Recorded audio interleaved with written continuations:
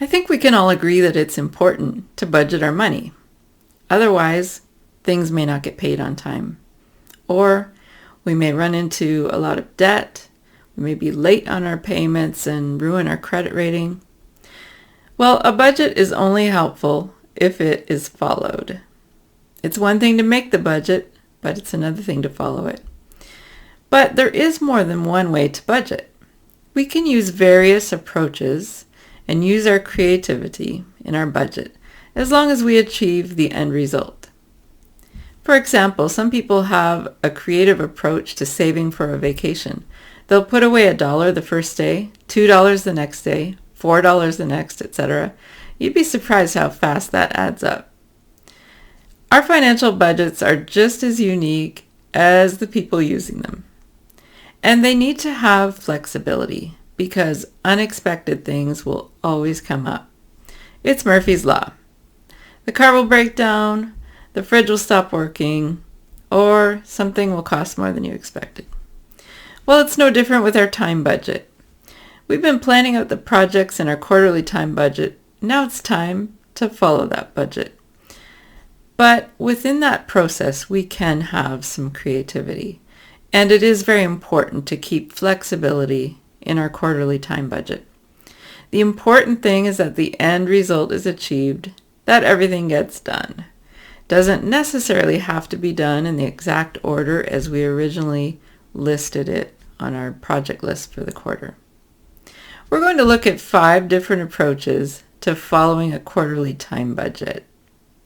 The first is what I call the rigid approach. Let's get this one out of the way first. It may be the simplest approach, but it's definitely not the most pleasant. However, there may be seasons in your life where you feel you simply have to finish a certain number of projects within the quarter, and you just have barely any margin. You don't even have the energy to think about a creative approach or figure out a more pleasant way to accomplish it. So you may opt for a rigid approach.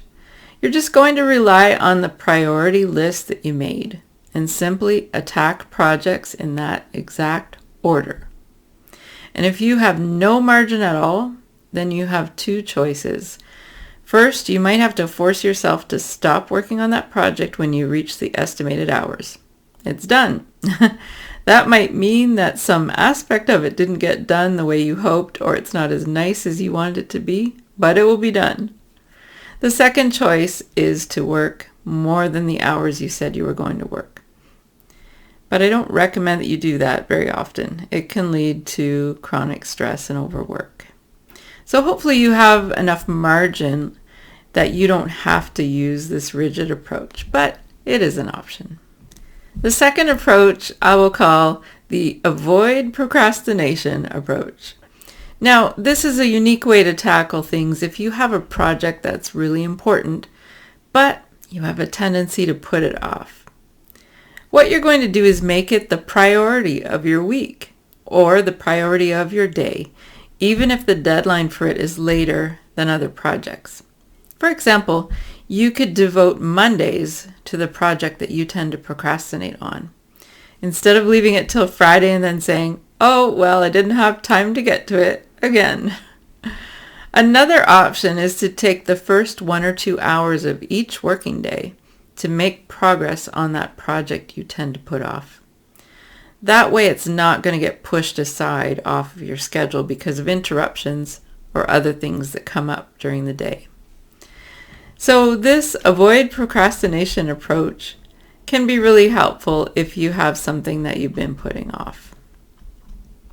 The third approach I like to call the theme day approach. And in previous videos, we've talked about having theme days in your schedule. So each day, you're going to focus your attention on a certain role, for example. And if you use this approach, you'll need to divide up your projects by role. Now, of course, within each role, you will also put the projects in order of priority. So that could be by deadline or by importance or urgence. And then you'll assign days to certain roles. The simplest example would be that you have 5 roles within your job, and you've chosen to work 5 days a week. Well, that's very easy. You'll just plan one role for each working day. Or let's say you have 4 roles. You could have 1 role per day, say Monday to Thursday, and then Friday, you could use that day for odds and ends, for cleanup, for trivia, for small reports and things like that. Or let's say you have 2 big roles and 1 small role. You could assign 2 days a week to each of the big roles and keep the last day for a smaller role or for small tasks within your work. So you can customize this theme day approach to your specific situation, your specific responsibilities within your job.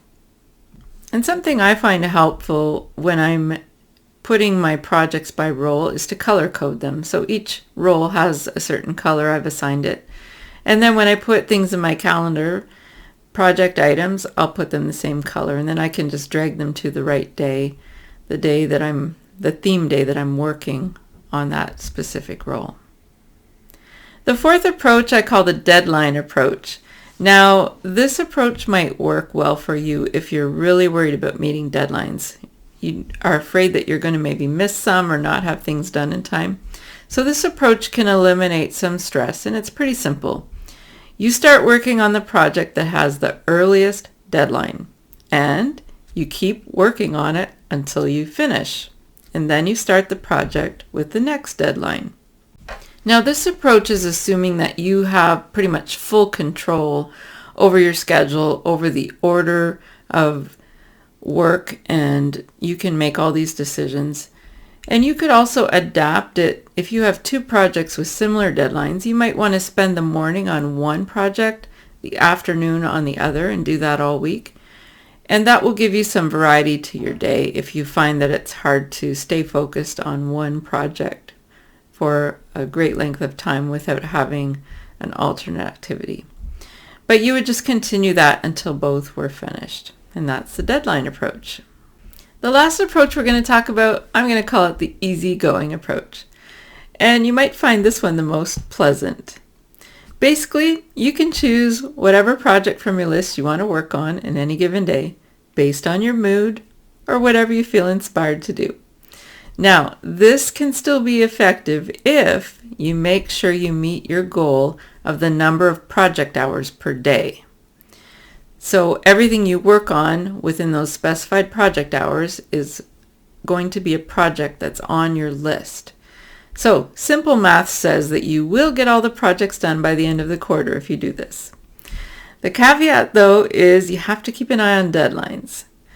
Now, in an ideal world, no deadlines. Wouldn't that be nice? You could just work on things in the order you wanted.